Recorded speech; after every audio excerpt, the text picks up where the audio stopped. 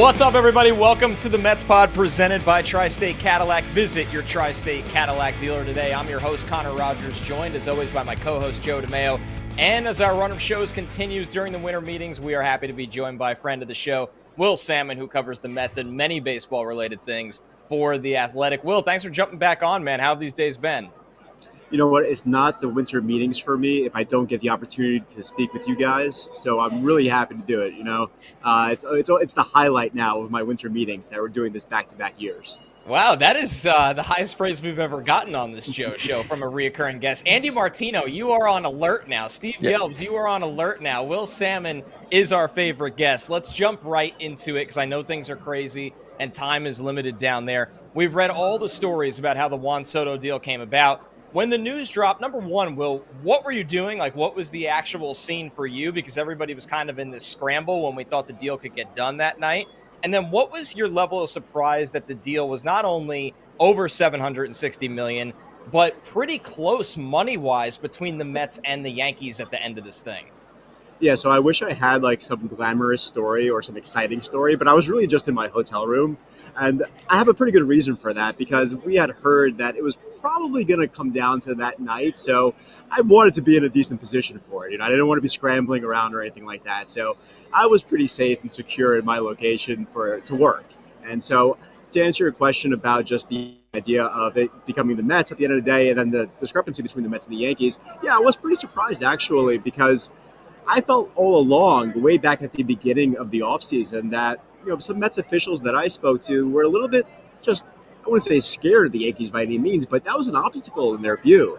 I mean, Juan Soto had just went to the World Series with his club and played really well. He was in the running for the MVP, and he hit in front of the winner of the American League MVP. So it made a lot of sense for him to go back, and I thought that the thinking was if the Yankees were to come close with their money, he would just end up there, or there at least was the very good chance of that happening. But to his credit, I thought Steve Cohen, from everything I heard, did an outstanding job with his presentation.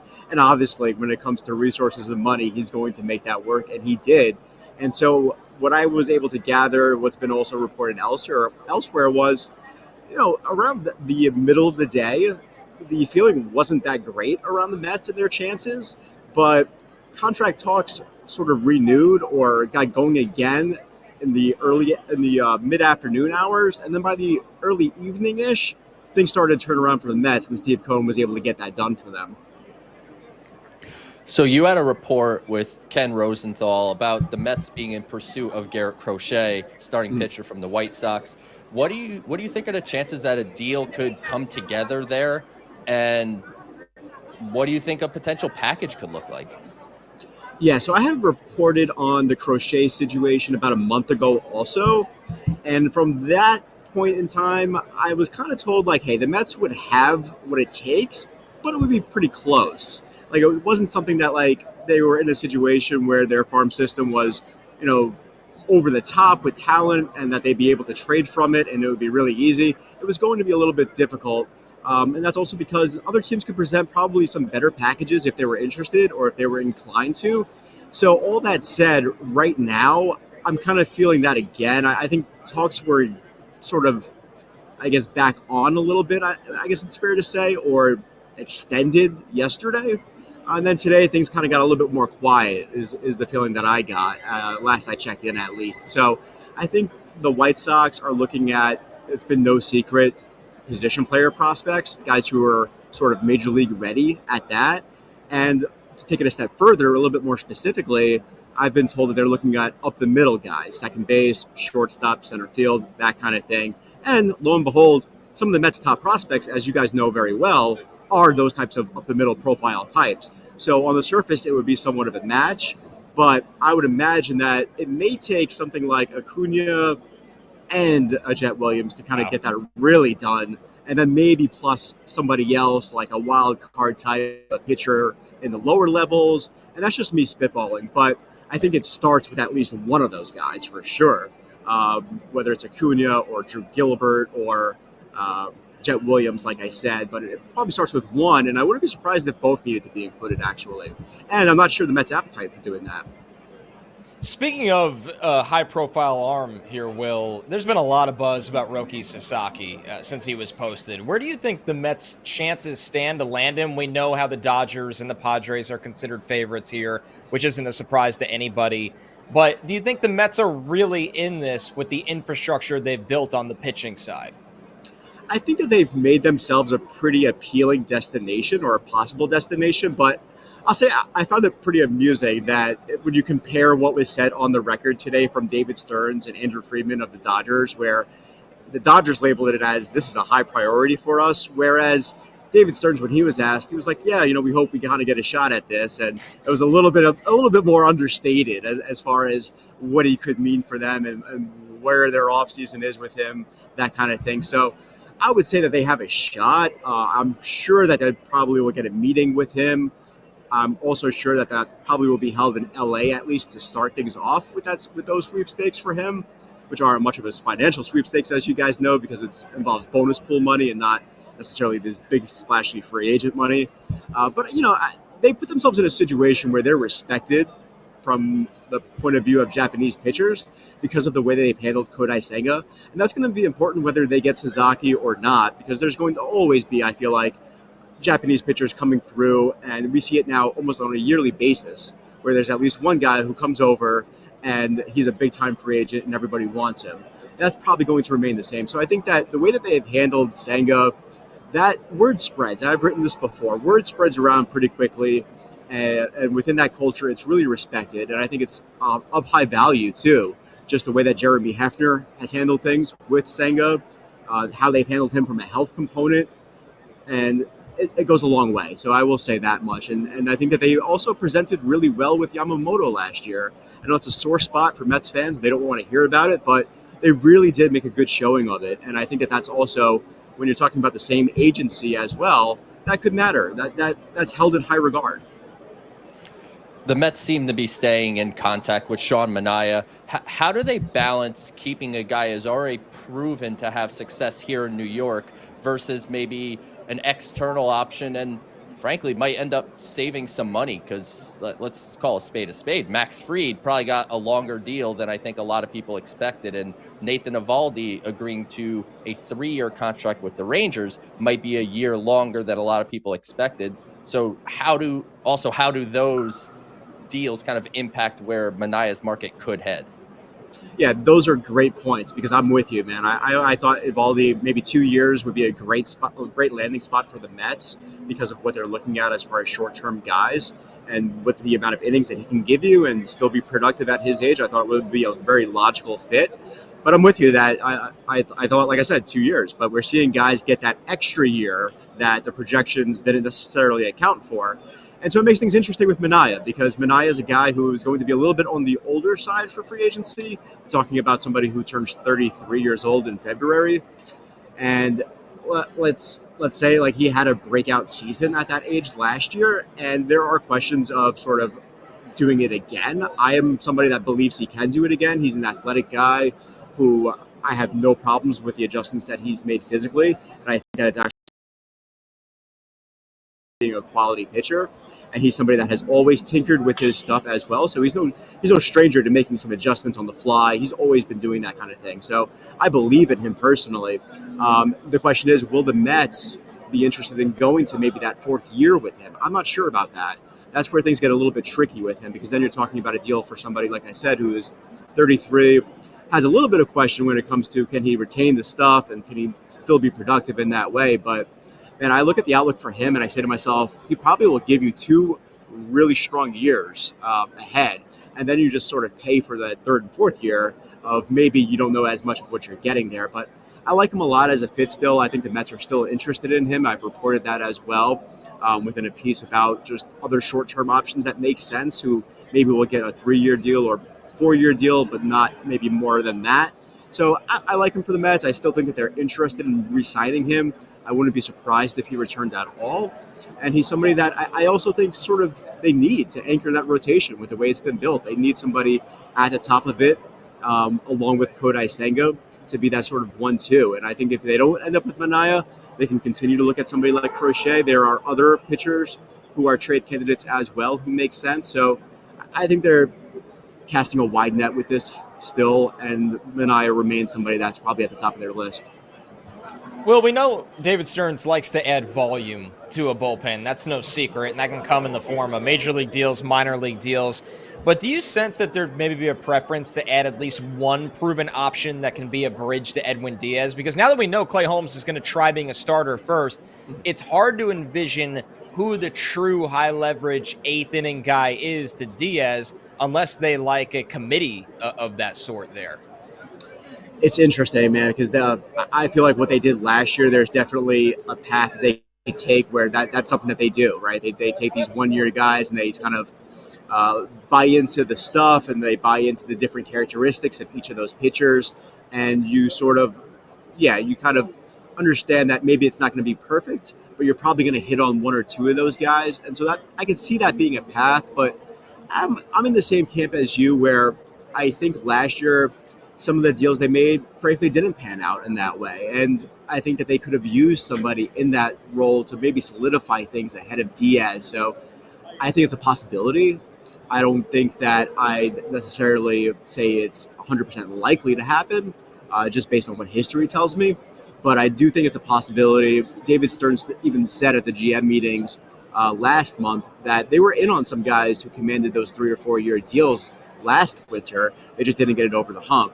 There's a couple of guys out there, whether it's Tanner Scott or other people, who kind of command those figures as well.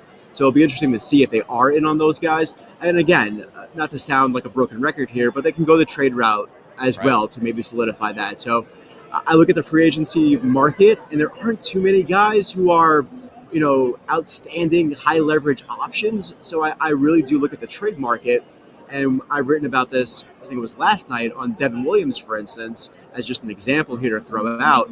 There are teams that are going to wait and see how that unfolds and then make those trades, because there's only a certain amount of guys, a few high leverage options out there. So in their best interest, it's probably best to wait and see where those guys end up and then take advantage of teams that become more desperate for that relief help. So it's kind of yet to be seen, and that's sort of a thing that probably could take a couple more weeks at least to really unfold. Every week on this show, Will, we go down on the farm. So we're going to have a down on the farm segment with you. It was reported today that Steve Cohen has sold his ownership of the AAA Syracuse Mets and the High A Brooklyn Cyclones to Diamond Baseball Holdings, a company which owns a lot of minor league clubs across the country as we know it, including the Binghamton Rumble Ponies, who is obviously one of the Mets affiliates.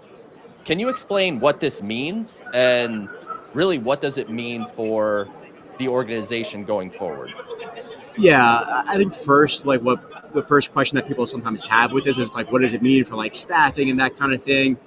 Right now, it seems like really nothing at the moment. It seems like the front office staff for those respective clubs are going to remain intact, or at least not face any changes as a result of this. But we've seen a lot of teams do this, and I think I read in the press release that they sent out that they've already started to work on a new scoreboard for one of the stadiums, and which frankly was probably needed for those of us who have been out there. I believe in Brooklyn. So it's a group that is looking to buy out and make these acquisitions. And on the flip side of it, I know some people have strong feelings one way or the other, but on the flip side of it, they have had experiences where they have enhanced these ballparks, and you really just take it off the hands of the parent club, right? Whether it's the Mets or whoever else. And so I didn't know, for instance, that this was on the docket for the Mets. Not to say that I was surprised by it, just because we've seen this become a trend, but it wasn't at the forefront of my mind, because it seemed like with Steve Cohen owning it that things were on track and things were fine. But from, I think, the perspective of the club, it's one less thing to kind of not worry about, but one less thing to take off their hands, and still feel like your organization, as far as your farm system, remains in a place where they're still getting the best of the best, or they're still getting enhancements, and they're still being taken care of on a high level. Last one for you, Will. Given Kodai Senga is heading into, what we're hoping here is a healthy offseason, and Clay Holmes is adjusting to becoming a starter once again, what is the likelihood that a six-man rotation is more of a normal thing for the 2025 Mets? And does that impact how they kind of address the rest of this roster during the winter? Oh, I'd say it's pretty high. That's probably where they go down. I think David Stearns even talked about it today with us when he was speaking of Senga, and even frankly some other guys in their rotation could use it. So I think when it comes with Senga, they're going to go with that 6-man rotation as much as possible.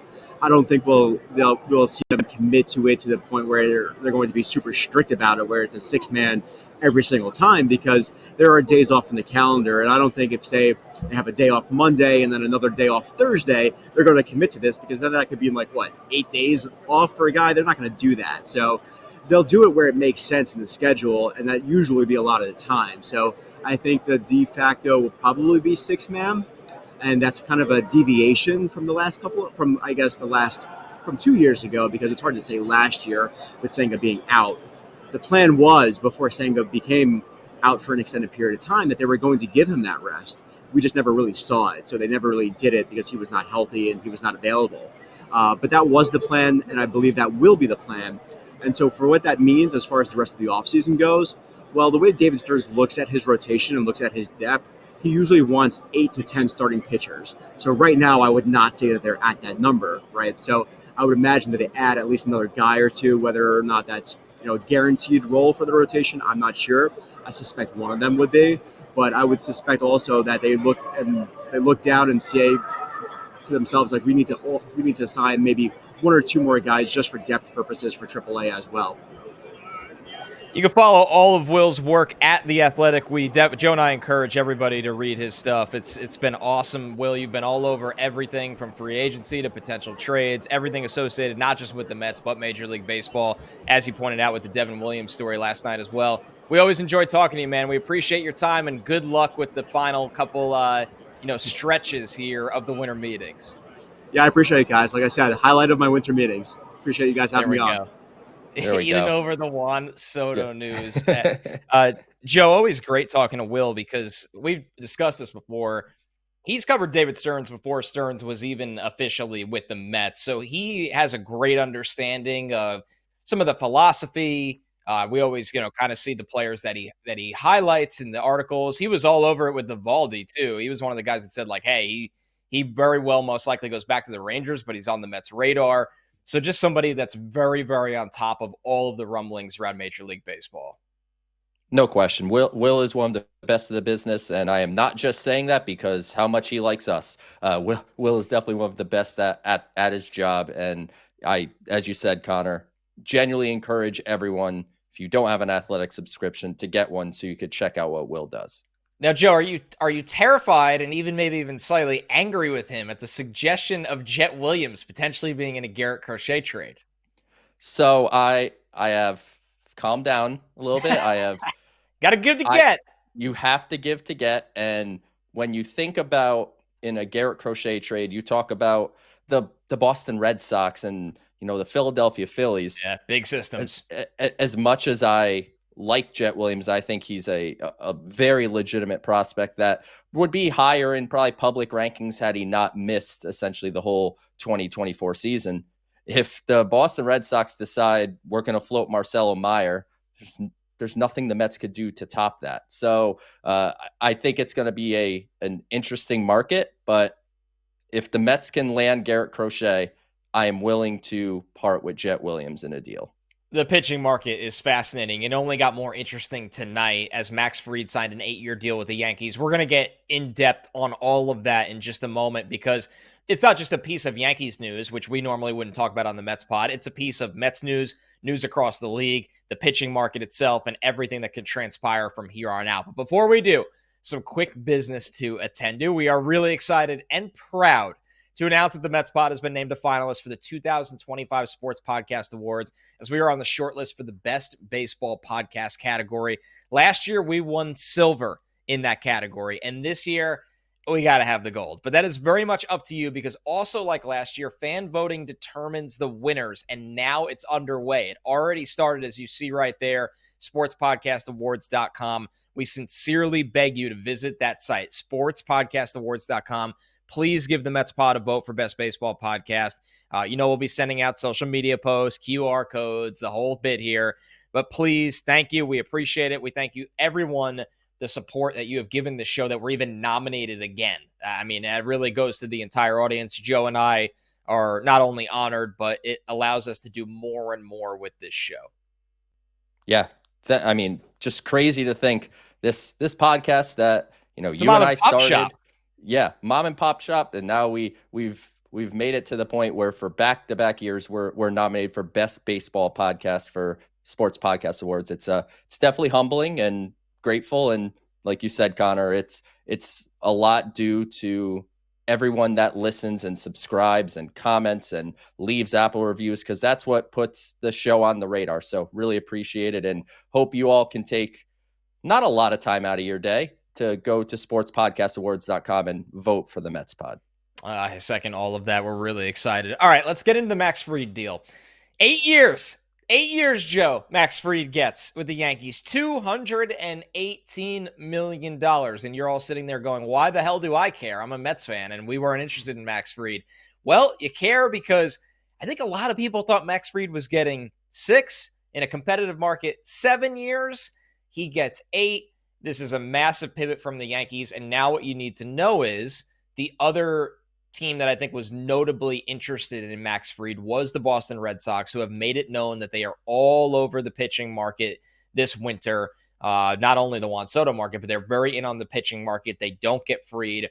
It'll be interesting to see how they pivot, Joe, because if that's the Corbin Burns, it doesn't matter for the Mets. It doesn't feel like the Mets are in on Corbin Burns at all. If it's the Garrett Crochet, a trade target of the Mets, that could have a big ripple effect. And one more thing, Joe, that we kind of hinted at with Will, the days of thinking Sean Manaea is getting a 2 to 3 year deal are well in the rearview mirror.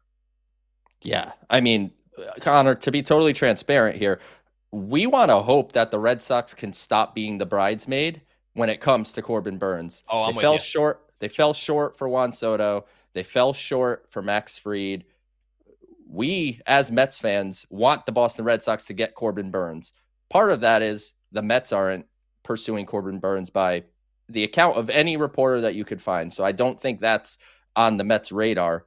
But if the Red Sox go and get Corbin Burns, that can take them out on Garrett Crochet, which just takes out a significant roadblock, I guess I would say, to the Mets' possibility to land Crochet. So look, Connor, to your point, this is where the market is. Everything is a year heavier than you thought it would be. Fried getting to 8, as I said to Will. Nathan Eovaldi getting to 3. I didn't expect that at all. Manaea, stone cold lock for 4 years, and it wouldn't stun me if a 5th year was involved, whether that is guaranteed or an option or something along those lines. At this point, that's starting pitching market, and that's why I always say it is so important to develop your own, because you just look at a guy like Sean Manaea, who was fantastic. The Mets don't get to where they get to without him. But if you're talking about 4 years, over $100 million, or 5 years, $120 million, or something in that range, that's a tough one to swallow. Yeah, I think it's getting there. I think ultimately Manaea is going to land with a 4-year, $96 to $100 million deal when all is said and done. And it's going to come down to how much he wants to be back in New York, in my opinion, because I'm just guessing. I wouldn't be shocked if Manaea gets a bigger offer somewhere other than the Mets. But there is the flip side to it. Manaea has found success here. He liked it here a lot. He was very vocal about that, and there's a comfort level here. So, and the Mets are a championship contender. And that doesn't mean, as you learn, that you get hometown discounts everywhere, because everybody's got to make their money. But if it's $5 million, you never know for a guy. Right. $5 million weirdly didn't work for the other team in town. Very particular number for me. But what I will say, Connor, is you never should expect any player to ever take a hometown discount. No. That is my message to fans. Expect every player to pursue every dollar that they can. I would go for every dollar that I can. That is for sure. I would be doing the Mariners pod if it was a $5 million difference, okay? And I love the Mets and never will stop loving the Mets. Yeah. You got to do what's best for you. You have to do what's best for business, but when you look at Sean Manaea, on the Juan Soto thing, as Andy said, on the show with us yesterday, that was a Steve Cohen real negotiation. Sean Manaea is falling back onto the David Stearns and the baseball operations department. And does David Stearns have the appetite to issue a 4-year contract to Sean Manaea? I'm not sure, but it would be a deviation from anything he's ever done in his career as an executive. So back to Fried here, because something that's important to me, Joe, is Max Fried, right? Good player. Very happy he's no longer on the Atlanta Braves. It's a mini win here. He will pitch this year as his age 31 season. He is, a 2-time All-Star, a 3-time Gold Glover. He's coming off a year where he made 29 starts to a 3.25 ERA. Before that, he had some injuries. He only made 14 starts in 2023. But he's typically a guy that is right at the top of the best ERA in baseball. He got 8 years, $218 million. Now you look at the floor for Corbin Burnes, because no matter what your personal opinion is of it, Corbin Burnes will pitch this season as his age 30 season. So 1 year younger. Corbin Burnes has won a Cy Young. Corbin Burnes is a 4-time All-Star. And while his strikeout rate has been going down, Corbin Burnes is in the Cy Young voting each of the last 5 years. 5 years. So, Joe, is Corbin Burnes getting a 9-year, $260 million deal? Like, I think Fried set a floor for. I think Corbin Burnes makes out like a bandit that he waited for Fried to sign, because there's no way now the floor is, hey, you want Corbin Burnes? You're not getting him for under, 8 years, under $218 million. It's over that. I thought Corbin Burnes going into the offseason was a 7-year guy. So let's say what we've said this entire podcast. Everything's a year longer. I don't know that he's going to pull off 9 years. I feel like 8 is the number. Yeah, I think 8 is the number. When you do the 8 and 218, in the scheme of things, Max Fried's getting, what's that, like 27 a year, I believe, or so. Like, from an AAV standpoint, that's not awful. It's just a elongated deal in a way, kind of like what the Mets did with Brandon Nimmo, right? They gave him the extra length on the deal to suppress the AAV. I think Corbin Burnes can say, well, I'm getting 8 years, but I'm worth more than Max Fried is. I think his sweet spot will end up somewhere between the 27-ish million that Max Fried is getting a year and the 36 million a year that Blake Snell got from the Dodgers. I could see, whatever that total number is. I can't do math in my head, but 8 years, 33 a year, 34 a year. That's the kind of investment I think it's going to take to lure in Corbin Burnes. Yeah, I think so too. I think it's just, he's got to get to at least 30 per year. He's Corbin Burnes, right? At the end of the day, no matter what you think of how that contract will age, it's going to be an absolute gigantic deal. You're listening to the Mets Pod presented by Tri-State Cadillac. Subscribe to the Mets Pod at Apple Podcasts, Spotify. You can watch every episode on SNY's YouTube channel, where you can leave a comment under there as well, and we'll answer your questions, or wherever you get your podcasts. All right, we got to hear from David Stearns again today. He's been a busy man. He got to speak in Dallas on Roki Sasaki, who we brought up with Will Sammon. So listen in to David Stearns, what his thoughts are on the highly touted Japanese pitcher. Met him, so I can't comment on the personality or what he's like from a conversational perspective. What I can comment on is he's a really talented pitcher, and whoever gets him is going to have a very talented young pitcher going forward. We're certainly going to give it our best shot. Very difficult in these processes to truly understand what a player's preference is. This isn't a normal free agent recruitment process, so we're going to submit our presentations and our materials just like everyone else, and we'll wait for his camp's feedback. About as cut and dried as it gets there, Joe, from David Stearns. I like hey, I haven't met the guy. I can't answer that, but I just know he's really good because I've watched him throw a baseball. But I think, the point stands that what I like about Stearns, Joe, this is, I get it's a low bar, but I still really appreciate it with him. When things are very, very obvious, he doesn't go full Bill Belichick on you. He's like, yeah, the guy's good. We hope we get him. There's no games played there. He's just honest. Especially for someone like Roki Sasaki. There's no point in playing games. There's no gamesmanship. There's no we have to be quiet because we want to be the silent big bidder, because there is no big bidding. This is all, international bonus pool. We've talked about that on the show. His signing bonus when he signs is going to be, in the neighborhood of $3 to $8 million, depending on which team he ends up signing with.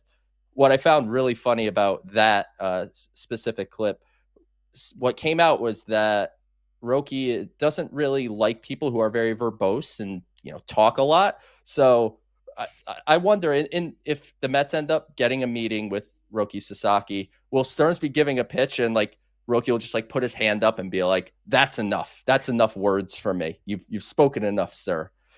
But it's good that really, Eduardo Escobar is no longer on the team. Oh boy, yeah, that would that would not be the best fit there. But one thing I think that stands out, because his agent Joel Wolf, who is also the agent for Kodai Senga and Edwin Diaz on the Mets, he said in his media availability today that one thing about Sasaki was, in Japan, the media markets would affect him. Like a lot of media coverage or criticism, it would affect his mental state. And he actually said it might be better for Sasaki to kind of come into a smaller mid-market. And that is something that gave me pause. And you almost wonder, because right after, Wolf followed up with, "Oh yeah, but I think he'd fit in just fine in New York." And I'm just like, those two things aren't exactly the same thing. You can't combine those two thoughts. But if that is something that is an actual concern, the New York media, we know, is not easy. So I wonder if ultimately Sasaki will see the Mets as the best fit. But if you're the Mets, you're putting on the full court press. Stearns did say they had a presentation already made that they're going to be sending to Sasaki's camp, and they put it in Japanese to help with him being able to read the PowerPoint or whatever format the presentation so. Whatever presentation the format's in.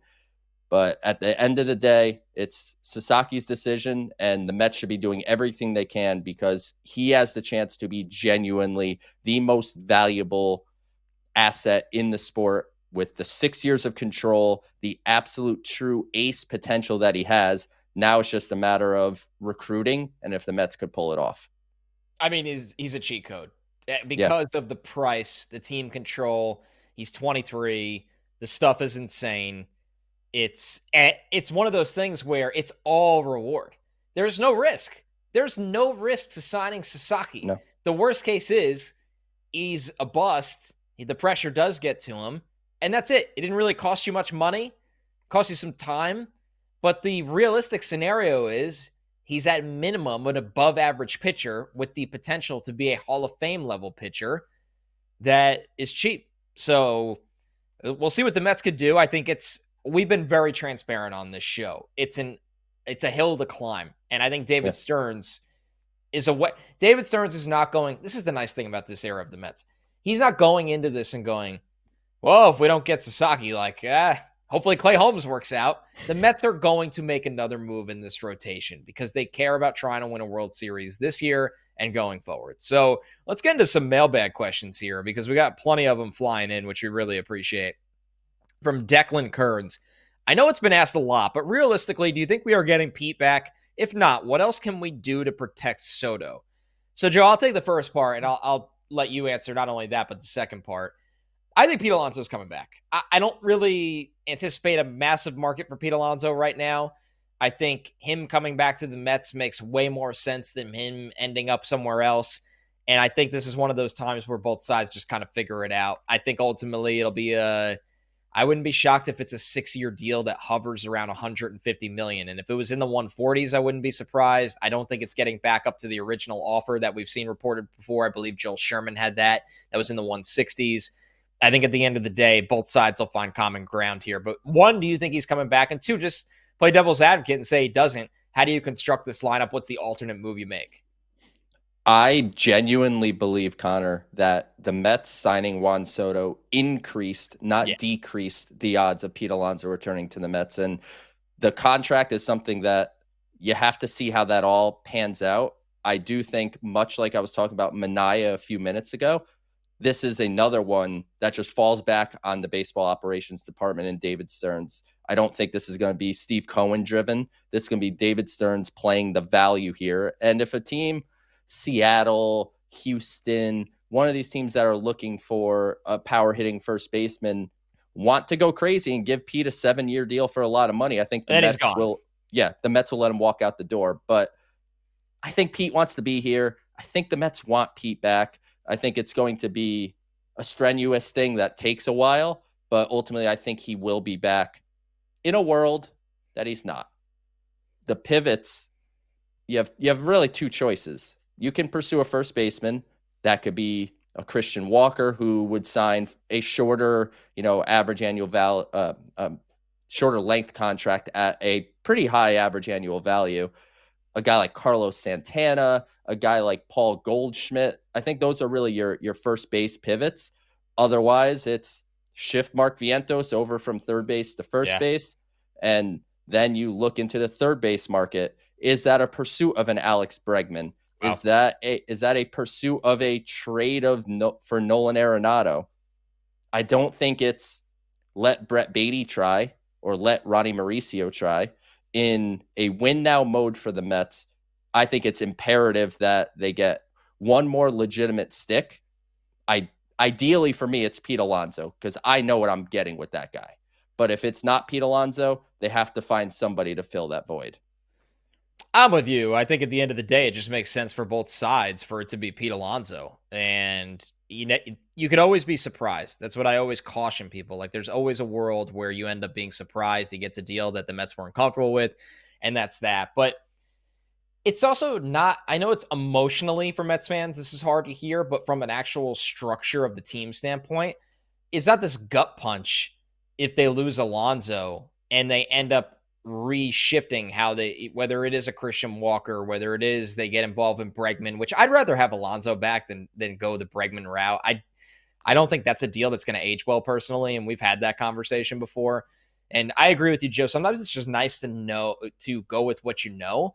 What we know with the Mets is Pete Alonso hits home runs in the postseason. After his worst year of his career, he had the mental fortitude to have some huge moments in the playoffs. And this lineup only got better. One of the problems with Pete is he doesn't see a lot of good pitches anymore, because as much as on our brains we're processing the Mets as the team that went to the NLCS and was 2 games away from a World Series, the honest aspect of the Mets is the larger sample size was their lineup was really hot and cold last year because it was just okay for most of the year. Francisco Lindor, once he turned it on in the leadoff spot, was incredible.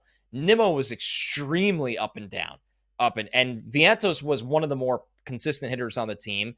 Alvarez never really got going. Marte needed to get healthy. They didn't have this lineup that 1 through 9 you looked at. And why would you throw Pete Alonso good pitches?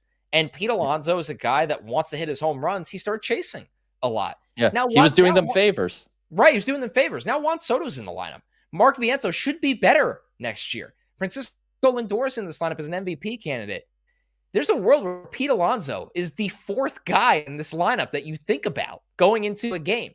And if that's the case, Joe, I think he'll just see much better pitches, which kind of enhances having him back.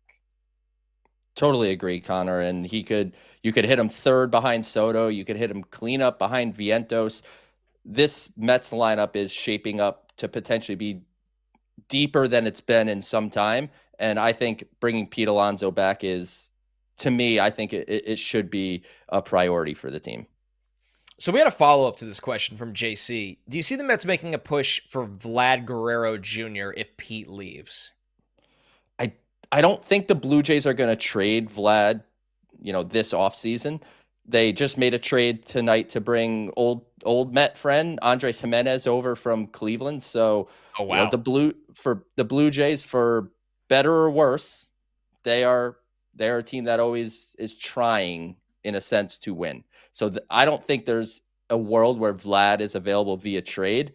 And to be honest, Connor, I don't like the game of, just let Pete Alonso go, and then next offseason, you just sign Vlad, as if it is that easy, because it is not that easy. It's not that simple. He's going to be the best or the second best bat on the market, that means there's going to be a lot of teams looking for him next winter. So sure, would I rather have Vlad Guerrero than Pete Alonso? Yes. But there's also a chance you get none of them if you let Pete go. Yeah. No, you're definitely not sitting there going, hey, we won't get Pete, we'll just get Vlad. Like, that's, I'm not going to call it a pipe dream, but it's definitely going to be really expensive. And yes, Steve Cohen has a lot of money. We're well aware of all of that.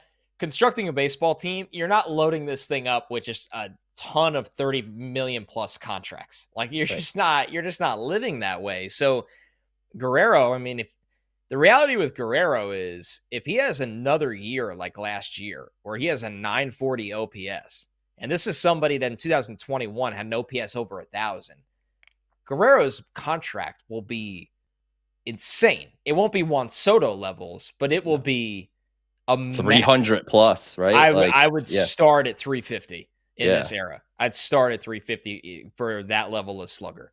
All right, we'll keep the questions going here from loyal listener of the show, Steve Miller. Will Lindor still be hitting leadoff next year? Joe, I mean, I'll just read you the numbers, and then I'll alley-oop this one to you.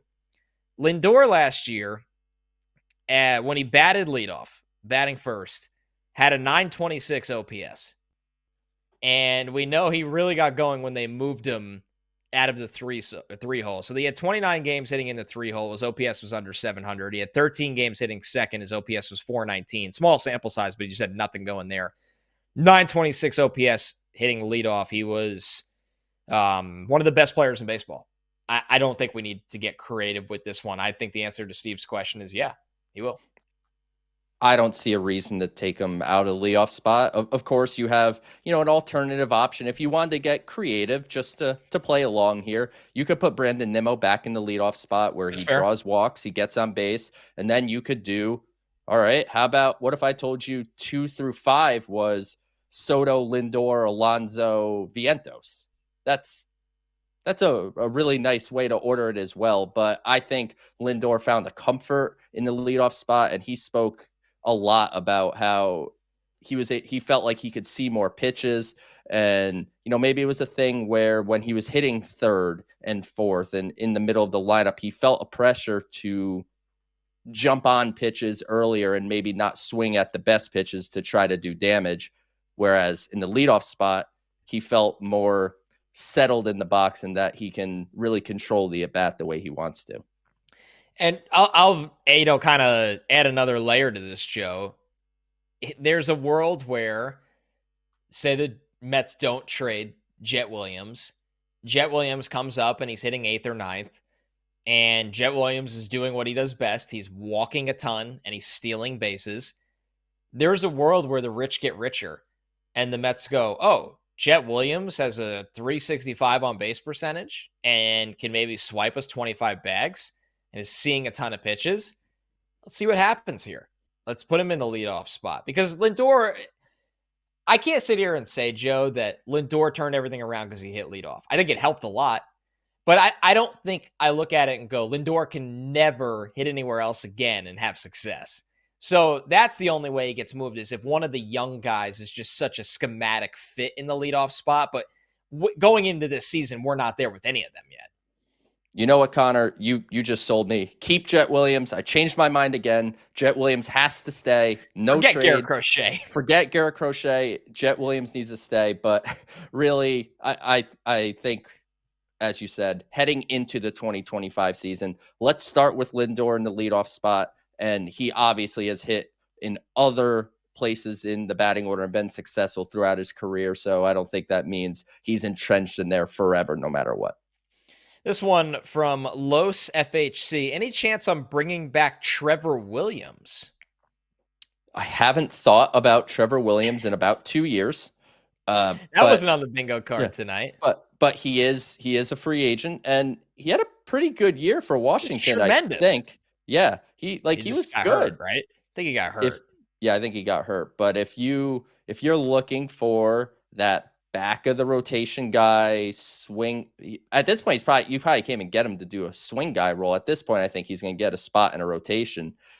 If the Mets are going to a 6-man rotation, there's going to be opportunities for people to find spots. And, maybe that is Paul Blackburn on the back end, which David Stearns gave an update that they think Paul Blackburn's going to be ready for opening day. And if that's the case, that really does change the picture for the Mets, because I was looking at Blackburn as someone that might miss the first month of the season.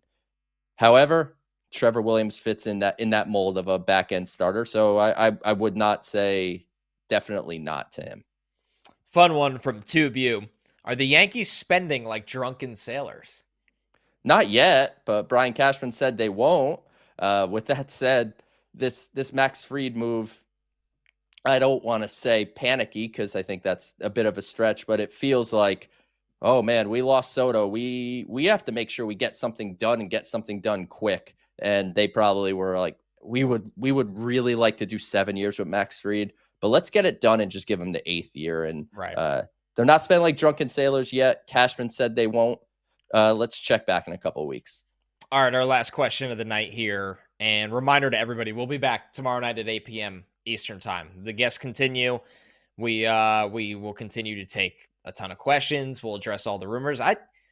Gut feel, Joe, I think we're going to have something tomorrow night. I want something. I think we'll have something tomorrow night from the Mets. Our last question, Mike's VHS treasures. What would you do with Baty in 2025? Is he a trade candidate, keeping the minors, or is there a spot for him in the Mets lineup? I would say one of the first two. I'm not opposed to trading Brett Baty, but Connor, you and I, when we do this show weekly, so if you're watching this live and you haven't checked out the podcast before, go and subscribe and listen to us every week. But this is something that it's very reminiscent of the conversation we were having last winter and into spring training with Mark Vientos, where it's just like, there's no spot for him. There's no room for him. Maybe you just trade him. And you were on the side of the coin of, why are you going to do that? You're not going to get much of anything. And I think the case would be similar for Baty. Now, if he could be part of a package that gets you a Garrett Crochet where he's the second or third piece in a deal, okay, that's one thing. But I'm not trading Brett Baty just because Mark Vientos exists. You need depth. Injuries happen. Underperformance happens. You need so many guys to get through a baseball season, and Brett Baty has minor league options remaining. So I'm not rushing him out the door, but in the right deal, I'm not opposed to trading him. And as far as the opening day roster goes, unless something transpires, I don't know if there's a spot on the roster for him to start out the season. Yeah, I think it's unfortunately a situation where I totally agree with you that if he's in a package or he brings back something that solidifies something for the team, right? You're not just swapping Brett Baty for someone else's prospect they're disappointed in, although you never know. Maybe the Mets think that. But if he's a package for a Crochet, and I'm saying package where he's not obviously the headliner, if he's traded for a legitimate setup man, things like that. But if that market doesn't exist, it's Mark Vientos all over again, and it's not going to work out the way Vientos did in a way that was just so ridiculously successful. But maybe. You never know. That is foolish to say that there's no chance of that, because he's a first rounder. His bat has played in the minors. It just hasn't played in the majors. But depth matters right now. The whole argument for not selling low on Vientos was, what if JD Martinez's back acts up again? And you need somebody to come up. You don't want to be signing a street free agent to have to. We've seen that a lot of times in the history of the Mets. A guy off the street is now starting for you.